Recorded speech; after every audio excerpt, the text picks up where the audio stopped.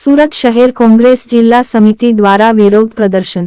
ભાજપ સરકાર સામે દેખાવ અને વિરોધ કરવાનો હતો કાર્યક્રમ। સંસદમાંથી 142 સાંસદોને સસ્પેન્ડ કરવાના નિર્ણય સામે દેખાવ અને વિરોધ પ્રદર્શન। રિંગ રોડ સ્થિત આંબેડકરની પ્રતિમા ખાતે વિરોધ પ્રદર્શન નોંધાવી રહેલા કોંગ્રેસીઓની પોલીસ દ્વારા અટકાયત। મોદી સરકાર દ્વારા લોકશાહીને ખતમ કરવાનો કોંગ્રેસનો આરોપ। વિરોધ કરે તે પહેલા જ પોલીસે તમામ કાર્યકર્તાની અટકાયત કરી। પ્રતિમા પાસે શું કાર્યક્રમ રાખવામાં આવ્યો અને કેમ રાખવાની જરૂર પડી? ભૂપેન્દ્ર સોલંકી, કાર્યકારી પ્રમુખ, સુરત શહેર જિલ્લા કોંગ્રેસ સમિતિ। છેલ્લા કેટલા દિવસથી સંસદમાં વિરોધ પક્ષોના સંસદ સભ્યોને સસ્પેન્ડ કરવામાં આવી રહ્યા છે। લગભગ 146થી વધુ લોકસભામાં અને રાજ્યસભામાં વિરોધ પક્ષ સભ્યોને સસ્પેન્ડ કરવામાં આવ્યા છે। અમારા સંસદ સભ્યોની માંગણી એ છે માત્ર કે સંસદમાં 3 થી 4 જણા ઈસમો જે ઘૂસી ગયા, સંસદની સુરક્ષા સલામતી શું કરતી હતી, સુરક્ષા ગાળો શું કરતા હતા, માત્ર ને માત્ર ભારતીય જનતા પાર્ટીના વડાપ્રધાન નરેન્દ્ર મોદી અને ગૃહમંત્રી અમિત શાહ ગૃહમાં આપીને જવાબ આપે કે આટલી ગંભીર બેદરકારી થઈ હોવા છતાં વડાપ્રધાનનો જીવ જોખમમાં આવી શકે, સંસદ સભ્યોનો જીવ જોખમમાં આવી શકે, સ્પીકરનો જીવ જોખમમાં આવી શકે। આ રીતની અસલામતી જળવાય એ બિલકુલ યોગ્ય બાબત તો નથી જ।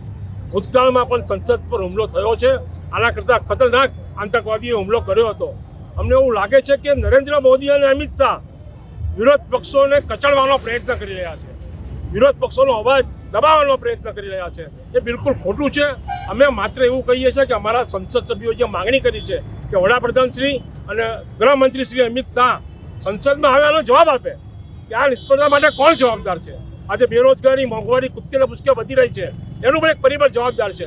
પણ આખો વિષય વડાપ્રધાન અને અમિત શાહ ડાયવર્ટ કરી રહ્યા છે કે ઉપરાષ્ટ્રપતિની મિમિક્રી કરી। અરે ભાઈ, ઉપરાષ્ટ્રપતિનું સન્માનીય પદ છે, કોઈ મિમિક્રીનો સવાલ નથી। તમે જવાબ એ આપો કે સંસદ પર હુમલા માટે જવાબદાર કોણ છે। કંઈ અદ્ભુત બની ગયું હોતે તેના માટે કોણ વડાપ્રધાન રાજીનામું આપશે, ગૃહમંત્રી અમિત શાહ રાજીનામું આપશે?